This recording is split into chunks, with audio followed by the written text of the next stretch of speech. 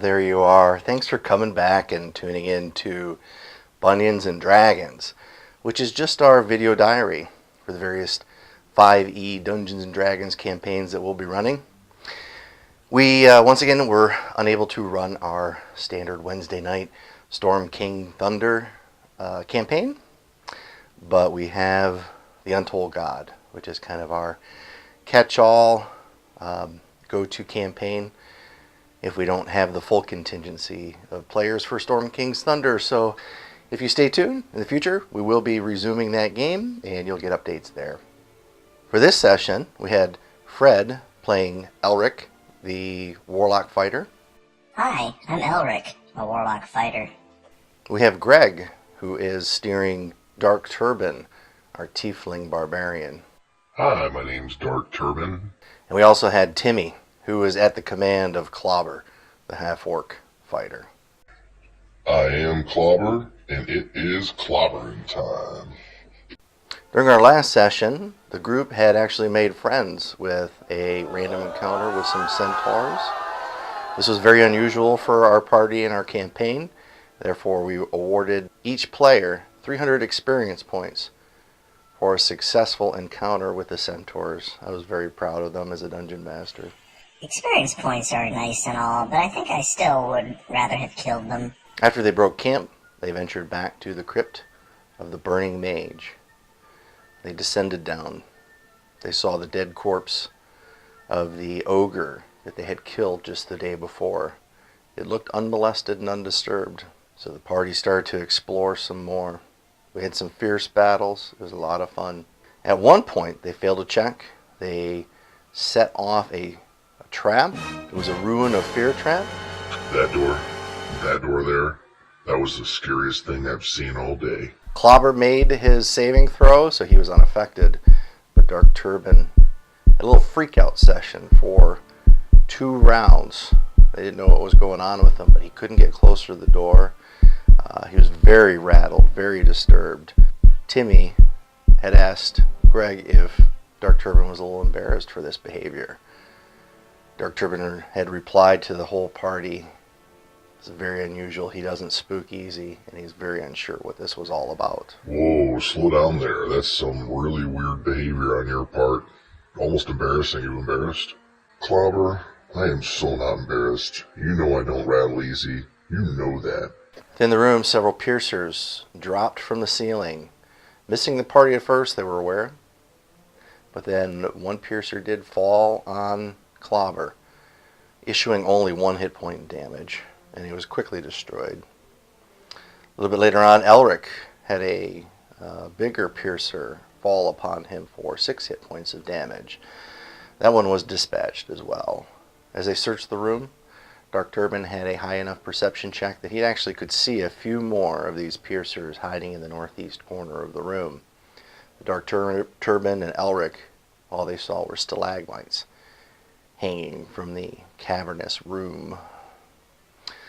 Dark Turban took a couple of shots with his javelins, missing them, and Elric and Clobber thought Dark Turban maybe has lost it. After Dark Turban became bored with his ineffective attacks on what remaining piercers there might have been, the party decided to continue their exploration. I'm thinking Dark Turban maybe has lost his marbles. Let's go check out the rest of this dungeon. And they were awarded 70 experience points each for their piercer encounter. They came upon another closed door, an iron door. Elric casts his mage hand, discovers that the door is locked. With my mage hand, I can wiggle it at a distance, if you know what I mean. But it also sets off a rune of hypnosis, a trap. Within a 10-feet area, the party, by the way, was outside of the radius of this. We had a tinkling sound, a burst of energy. Described it looked like a glitter bomb went out off in a 10-foot radius with all the sparkles just kind of disappearing.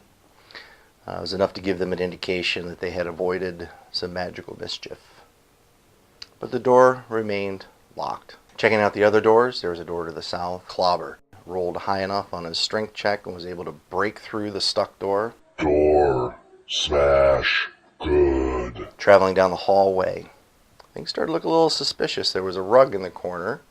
Clobber. Upon inspection, Conan was able to detect that this was indeed a concealed pit trap, but he was unable to figure out how the mechanism worked or how they could get by the trap safely. Something dangerous is under that rug, but I can't figure out what to do about it. Fortunately, Elric came in. He did his inspection, figured out what exactly was going on. My sufficiently high investigation check has helped me to determine how to mitigate this trap.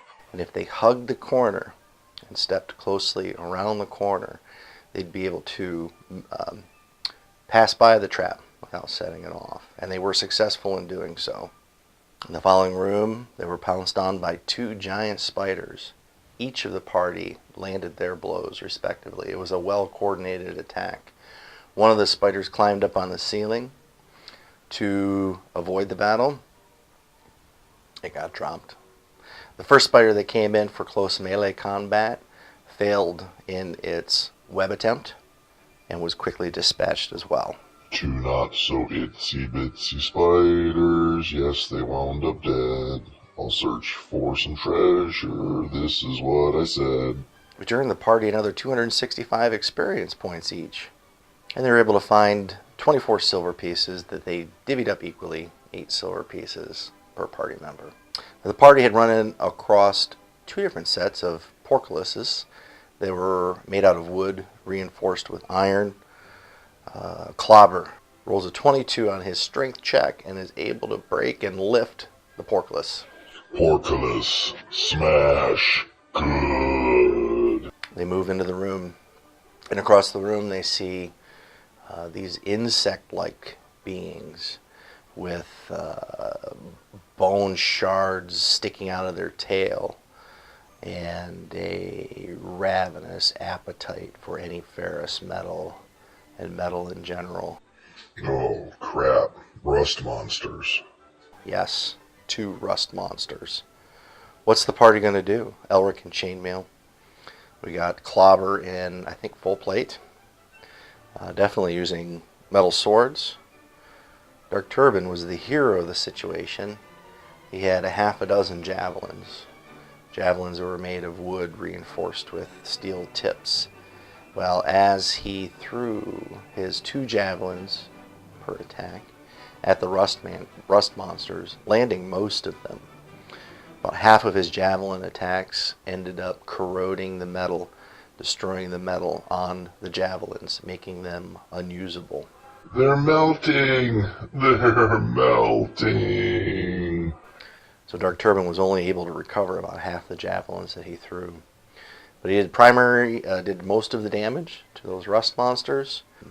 Clobber did some fancy dance, shook the rust monster off of his trail, which focused then on Elric, who did a little fancy dance and got the rust monster to focus again back on Clobber, only to have Dark Turban chuck his javelin successfully again into that rust monster, destroying both of them, and again losing half the javelins.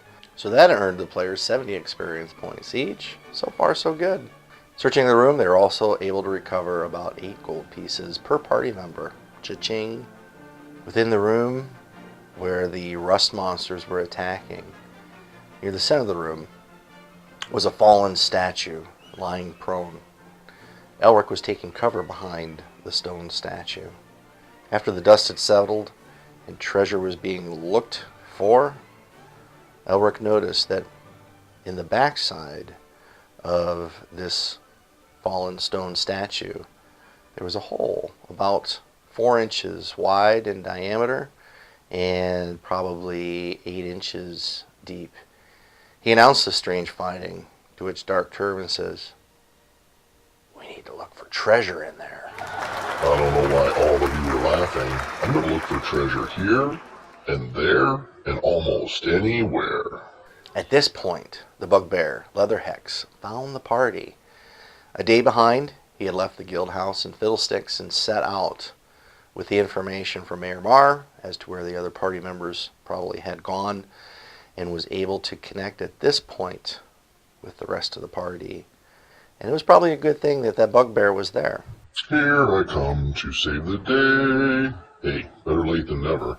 Once the rest of the party caught Leatherhex up on what was going on, they informed him that, hey, you might be able to get into this locked iron door that we were unable to get into.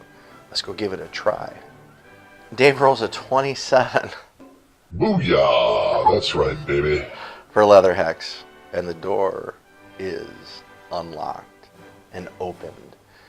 Inside against the south wall is a simple fireplace, but they hear the roar of the Minotaur from inside the room as well. The party goes in. They rush to attack. The Minotaur rushes to attack. The battle is fierce. The Minotaur is strong, but he's overwhelmed by the 4 party members and falls in the 4-against-1 battle. The Minotaur is dead, with Clobber dishing out the final blow. The Minotaur alone brought 175 experience points to each of the party members, and they found the treasure trove within the confines of the room of the Minotaur. Go loot, loot, go loot, loot, go loot, loot, go loot. And in searching all the dwarven bodies that were stacked up like cordwood, oh, I forgot to tell you about that. So the Crypt of the Burning Mage used to be a dwarven stronghold that was taken over by the Burning Mage, who has since died, and the crypt has been filled with many, many monsters. But the Minotaur slew many of the dwarves that were left working in this stronghold, and within this room were stacks of dwarven bodies in various stages of decay, some of them rotted all the way down to the bones. So it was a fertile room for searching for treasure. The party recovered quite a bit. 1,900 copper pieces, 700 silver pieces, 5 pieces of art measuring 3 feet by 2 feet, worth about 25 gold pieces each. Now there was much debate whether the party would even bother schlepping that out. But Clobber, who I think is a little treasure hungry, convinced Leatherhex the bugbear just to tie it to his back. He's 7 feet tall, over 300 and something pounds. Yeah, he can carry some artwork back. So Clobber took some of his hempen rope and tied the art pieces to the bugbear's back. Dude, you're huge. I'm just going to tie this to your back. If you get into trouble and you need to drop it, it will be in the same position as if we left it. That's 125 gold pieces. I can sell this stuff, I'm telling you. Several scrolls were also found. Level 2 Scorching Ray, a level 1 Compelled Duel scroll, and a level 1 Illusory Script scroll as well. Finally, 2 potions of healing were also found within the room, and the party divided the treasure up as it made sense to them. Upon searching the room as well, taking a look at the simple fireplace, there was nothing unusual about the fireplace, but scrawled just above the fireplace were the words Akal, A-K-A-L. Akal was here. Clobber took the blood from the slain Minotaur and wrote below it, Clobber was here. Not to be outdone, Dark Turban took out some masonry type tools and chiseled in below it, F-bomb, a cow. Pretty defiant. That sounds like Dark Turban. Yeah, screw that guy and the miniature pony he probably rode in on. And that concludes this particular adventure of the Untold God. I hope you enjoyed this. Next episode is probably going to be Session 2 of Lost Mine of Phandelver. And I'm hoping that next week we will also be picking up our regular game of Storm King's Thunder. So if you've seen the earlier episodes and you're looking for updates to those campaigns, stay tuned. And thank you for joining us. Until next time, adieu.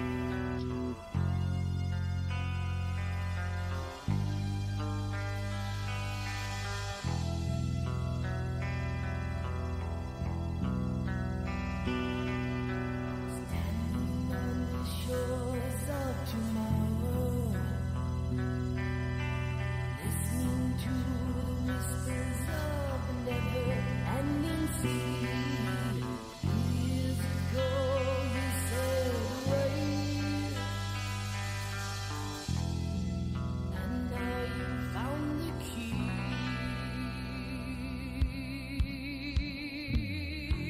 I don't know why all of you are laughing. I'm gonna look for treasure here, and there, and almost anywhere.